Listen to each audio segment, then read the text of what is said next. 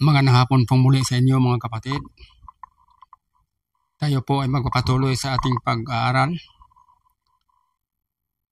At dadalhin kong paksa sa inyo ngayon ay ang Iglesia ng Diyos.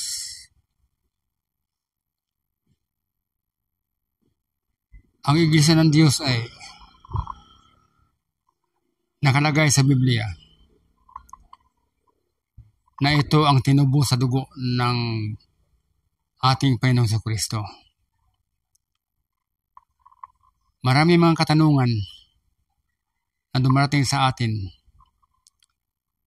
na kailangan pa ba ilagay yung pangalan nga Diyos o word nga God sa Biblia o sa simbahan.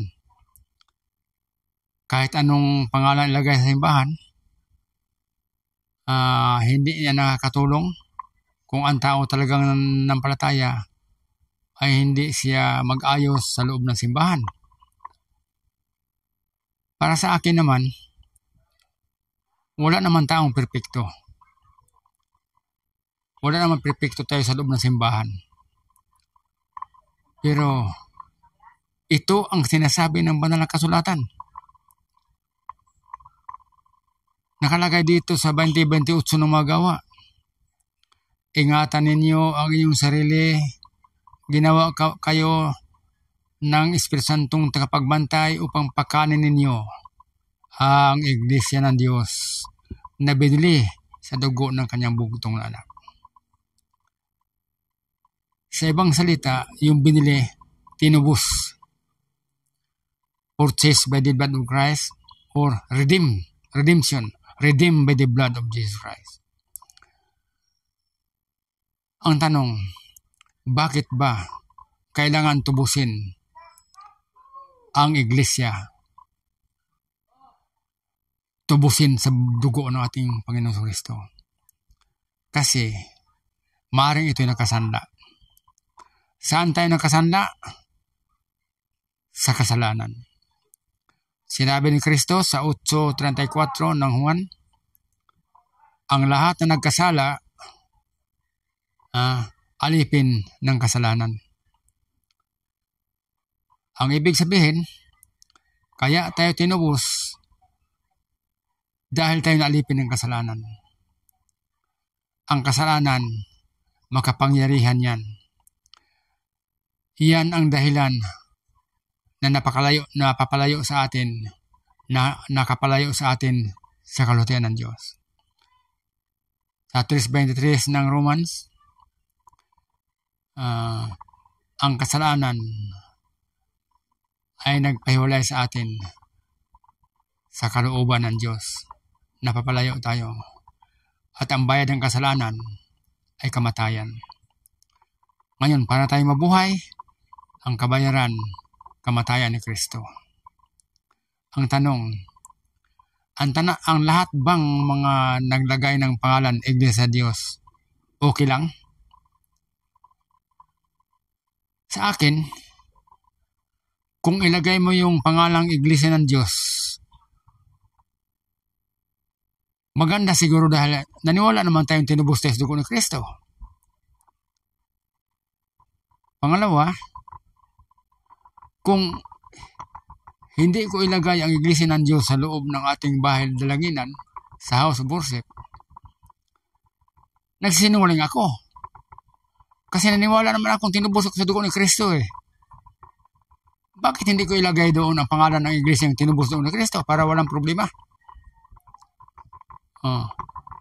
Pero doon sa may mga tanungan, bakit hindi na kailangan ilagay ang pangalan ng Church of God sa simbahan? Bahala kayo.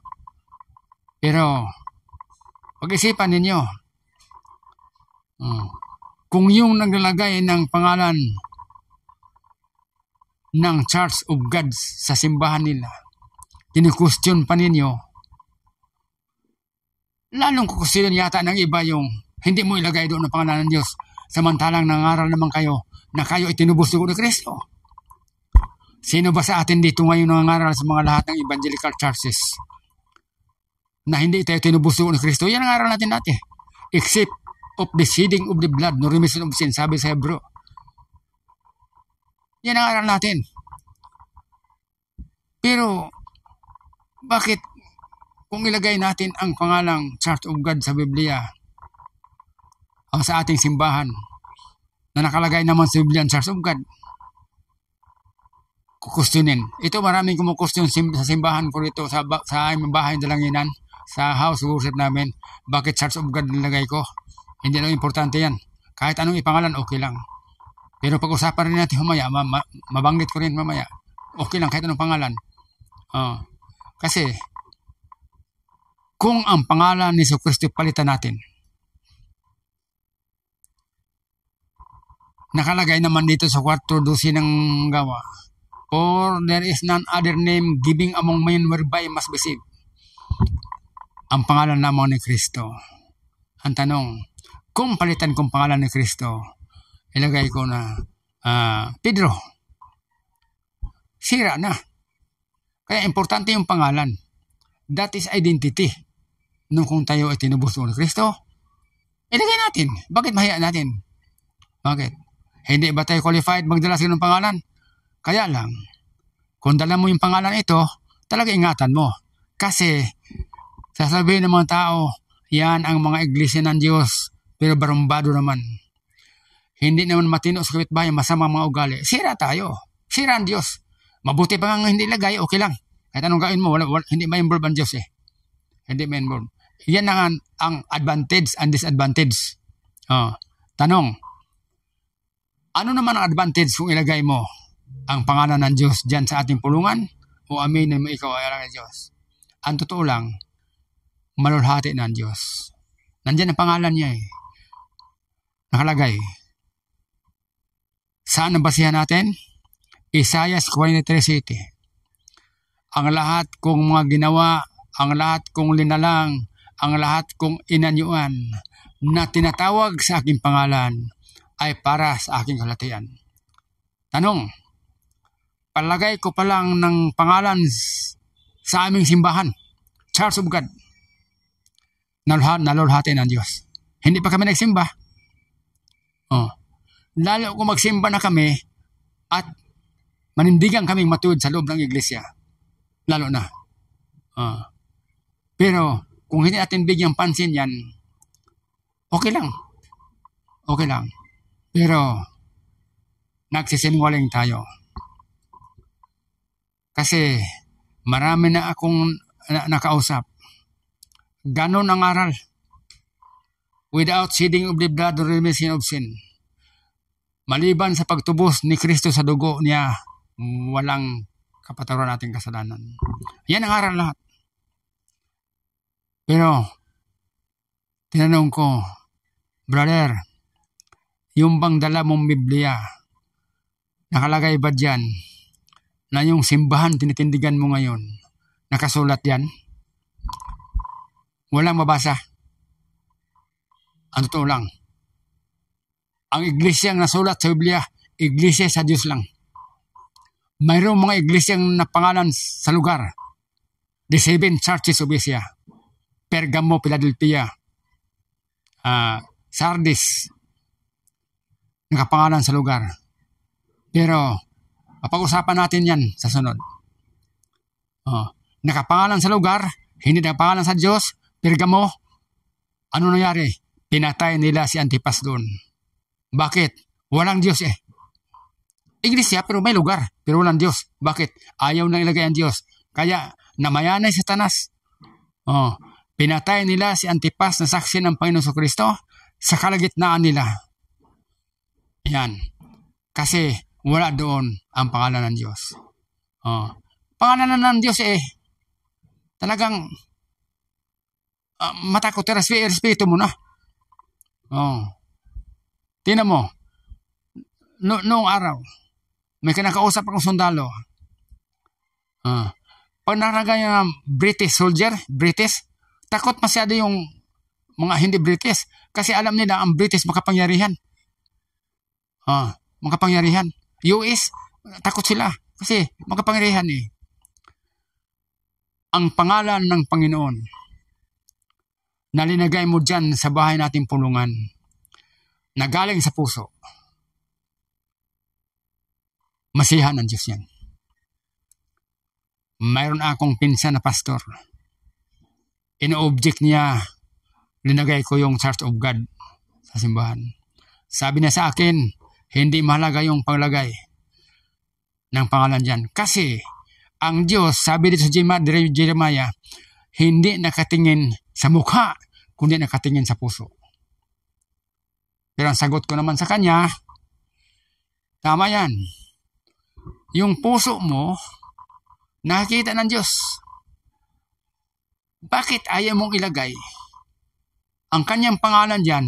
Natutuo ka naman talagang tinubos sa dugo niya. Naniwala ka naman eh. Di ba? Oh. Dapat mahiya ka sa Diyos. Kaya nakita pala yung puso mo eh. Oh. Pero alam mo, bakit hindi mawala-wala yung pangalan niyan? Diyan, ilagay. Ibang pangalan kahit hindi ka pala sa Diyos. Kasi, naranasan ko yan eh. Nung ako suportado pa ng ibang denominasyon, hindi ako pwedeng maglagay ng Iglesia ng Diyos doon sa aking simbahan. Kasi iba man ang pangalan sa nagsuporta sa akin sa bigas namin at sweldo. Pag ilagay ko yung Iglesia ng Diyos, putulin ang sweldo ko, taob ang kardero namin, walang bigas. Walang bigas. Kaya itong tanong, habang nandiyan ka sa upahan, nga pastor, upahan ka, hindi mo talaga maituro ang tama. Kasi, ang masunod mo, yung nag-upa sa iyo. Kaya sabi ni Kristo, the real pastor, the true pastor is not hired. Kaya mga kapatid, yan ang dahilan na itong Iglesia ng Diyos, hindi natin mailagay sa karamihan. Kasi nakikita ko, karamihan ay hired sila, inupahan sila, tumatanggap na sila ng sahod doon sa misyon. Kaya kung ano ang pangalan doon sa misyon, ganun din ilagay nila sa simbahan. Ganun lang. Pero, ang sabi ni Jesus, if you know the truth shall make you free.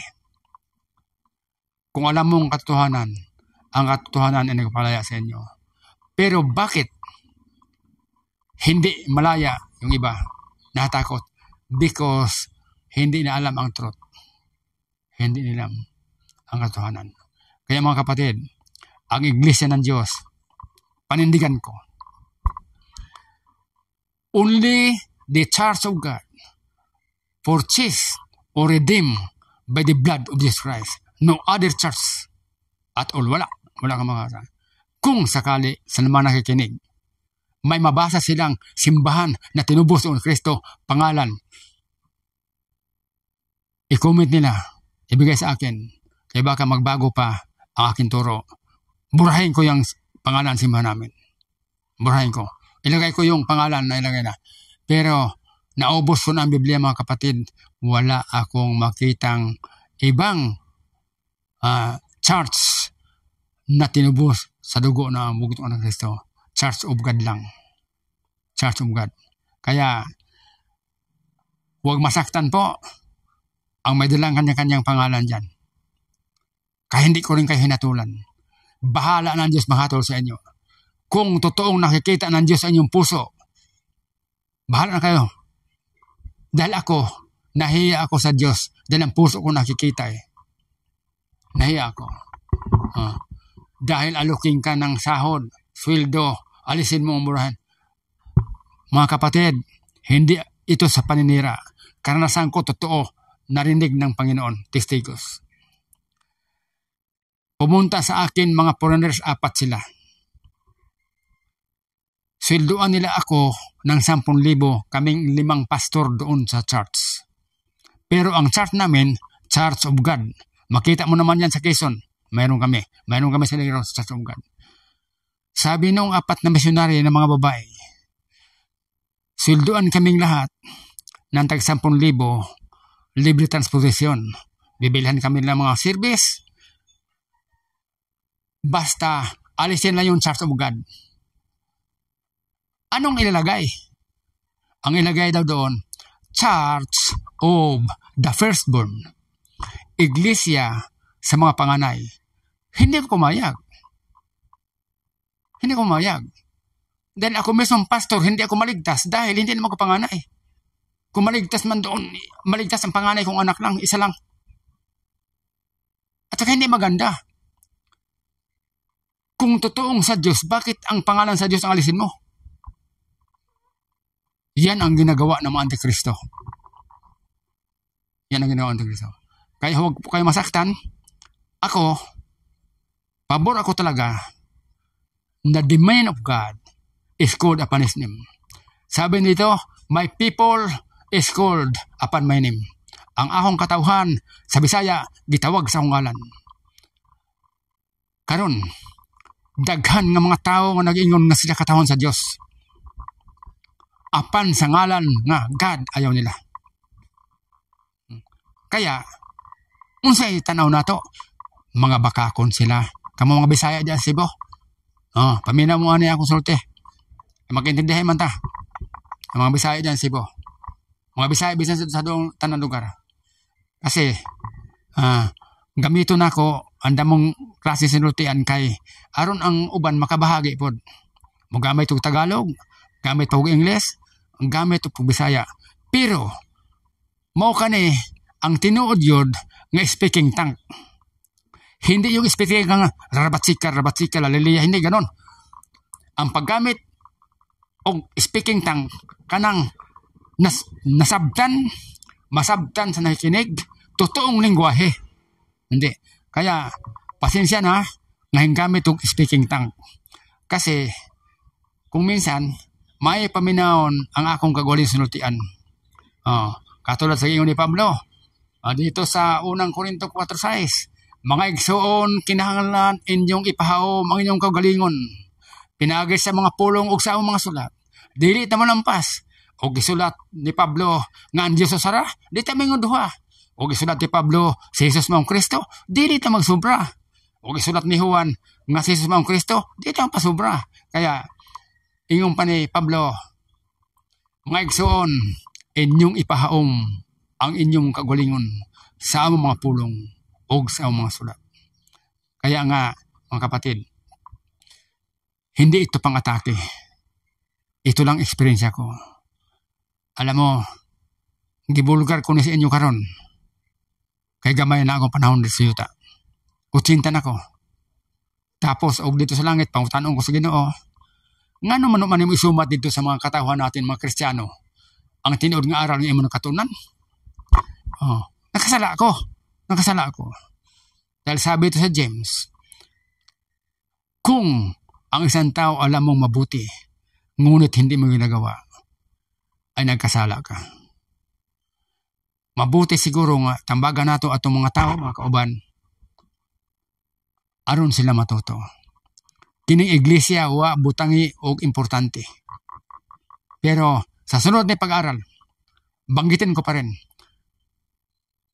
ang mga iglesia sukad sa sinugdan, the people, the gathering, the congregation of God, gikan pa dito sa Lumantipan, sa Deuteronomio, hanggang sa Kronikas, hanggang sa mga hari sa Lumantipan. Patunayan ko sa inyo na talagang ang pangalan sa Diyos ilagay doon. Magbigay ako ng sample sa unang hari 3. Ang bahay na ito ay ginawa ko para sa iyo, Panginoon, upang ilagay ko ang iyong pangalan. Sabi naman ng Diyos, ang aking puso at aking mga mata ay lagi nakatuon doon sa bahay na ito, sapagkat dito nakalagay ang aking pangalan magpakailanman. Kahit sa 2 Kronika 7:14, basahan niyo. Sa sunod, yung mapagsahin ko. So, the people of God is called upon His name. Ang God magsilos kung tayo tatawagin sa ibang pangalan. Kaya ang sabi dito sa Isaiah 43:7, ang lahat kong ginawa, ang lahat kong dinalang na tinatawag sa aking pangalan ay para sa aking kalitian. Malulhati ang Diyos sa paglagay ng aking pangalan. That is a God's identity. Pakilala na. Tanong, sinangayonan ba ni Kristo yung ganon sistemang aral? Yung ganon? Aral ba ni Kristo yung ganon? Paano makilala natin sa Diyos at hindi? Makilala natin. Mabasa natin dito, sabi ni Kristo dito, sabi sa Mateo 22:20-21. Sabi ni Jesus, ang kang Sisar, kay Cesar, ang sa Diyos. Bakit nabanggit nito doon? Dahil sabi ni Jesus, kanino itong pangalan dito nakalagay? Kang Cesar. Kanino itong larawan dito nakalagay? Kang Cesar. Sabi ni Jesus, nan, kay mauman di ay na, nakabutang man ay nga ni Cesar, ang Kang Cesar, ang sa Diyos. Itong tanong ko, kung kita sa Diyos, ano ba dapat ipangalan sa ating simbahan? Kung ating simbahan, kang religion ay sa Diyos, ilagay po natong Iglesia sa Diyos. Maraming salamat sa inyong mga kapatid. Dagan salamat kamo mga igsoon ako, mga kaibigan kong nga taga Cebu, mga Bisaya nga kapuan ako. Ingatan nato kini, bisan mo ron akong lahat, ayalan mo kapungot. Kaya ako ni adto, ug di masunod ang doktrina nga akong gidala sa akong relihiyon, masuko ko. Pero karon nga malaya na ako, libre na ako, ibulgar ko na lahat. Basta kung masuko man sa ako ang mga denominasyon, basta si Kristo ug ang Dios, dili masuko na ako. Daghang salamat sa inyo, maayong hapon sa inyo tanan.